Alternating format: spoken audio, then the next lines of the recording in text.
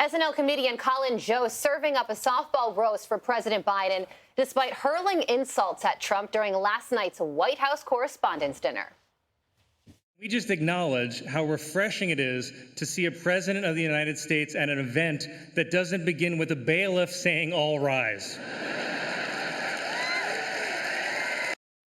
Fox News contributor and former counselor to President Trump, Kellyanne Conway, joins us now. Kellyanne, pretty familiar stuff there. Yes. Oh, definitely. I don't think it moves the needle for any voters whatsoever. But we did see Joe Biden able to be at a podium for 10 or 15 minutes. We'll see if he could do it for 90 in a debate against a much more energetic, much sharper, much wiser, and much better presidential record in Donald Trump without a teleprompter, Joe Biden. So I thought Colin Jost poked Biden a little bit. Let's go through some of my favorite greatest hits when they said, hey, we're looking for the strings of Barack Obama pulling your strings. I mean, thereby making fun of the fact that Joe Biden can't stand alone. But I do worry, by the way, that becomes a positive if lots of Americans who are fence sitters between Biden and Trump friends, if they say, well, if I think Obama is really running the White House, running Washington, running the world, I'll feel better about that. Also, he took a shot at Biden for shedding the black vote. He took a shot at Biden that the race is tied. So I thought there were a couple of jabs there. Nobody really lays a glove on the Vice President, Kamala Harris, even though she's less popular than Joe Biden. I've gotten the sense this weekend in Washington that Democratic allies, and I repeat myself, the media, they think this is Joe Biden's last White House Correspondents' dinner. It's almost like it's a little bit funereal, a little bit nostalgic for some of them. They think Trump's going to win, and that they're not going to have enough. This is it. This is the final stand for Biden and Harris, and I think that alone is fascinating. Kellyanne, is there such thing as a fence sitter between Joe Biden and Donald Trump? I mean, when I look at this election, I'm trying to think anecdotally, Kellyanne, if I know anyone who said, yeah, I voted for Biden in 20, but's willing to vote for Trump in 2024, or is it just an enthusiasm election? So what Joe Biden will be fighting is getting the same turnout that he got in 2020. That's been a challenge for him in the polls so far. If you look at everybody's polls, including Fox News's, all the mainstream media polls, private polling says the same thing, which is Joe Biden's core coalition that he scaffolded together pretty delicately in 2020 is fraying.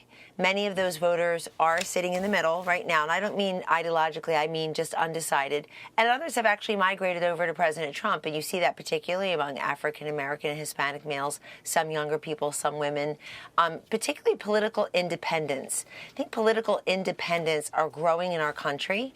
RFK Jr. will get some of them state by state. There's not a single state he's shown that he can win so far because it's about electoral votes.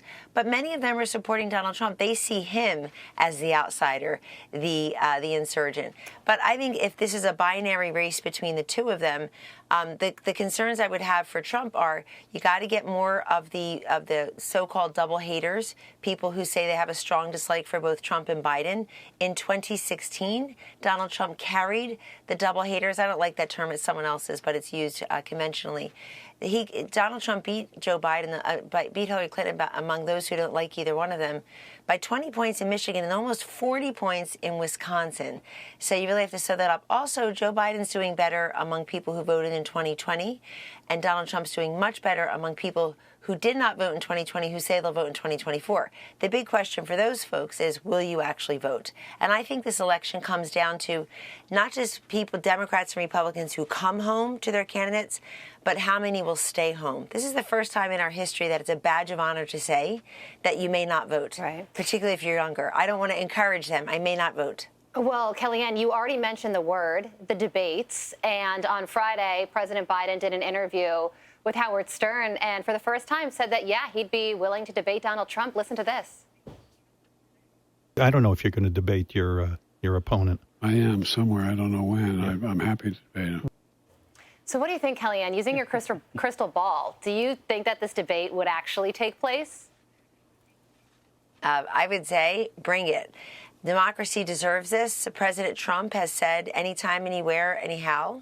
And he'll be ready to debate. I think he's debating Joe Biden without Joe Biden there every day when he's talking about the state of the world affairs and things in this country. Look, debates are very important because it gives we the people in our democracy an equal chance to watch the candidates shoulder to shoulder, point to counterpoint, and suss out who our favorite is. I think that's particularly important this year when you're looking at the binary records. So if I were President Trump, if I were advising him again on debate prep, I'd say ignore what we can all see. We all see Joe Biden's lack of ability, agility, and acuity. The art of politics is to tell voters what they can't see, not what they can. Remind them, ask Joe Biden about the chaotic Afghanistan pullout against the advice of the generals. Ask him why he's emboldening nuclear-capable Iran and Donald Trump is taking out Soleimani and Baghdadi. There's a lot to talk about. We're going to run out of time, but thank you for your time with us this morning. Appreciate it, Kellyanne. We'll be right back. Thank you. I'm Steve Ducey. I'm Brian Kilmeade. And I'm Ainsley Earhart. And click here to subscribe to the Fox News YouTube page to catch our hottest interviews and most compelling analysis.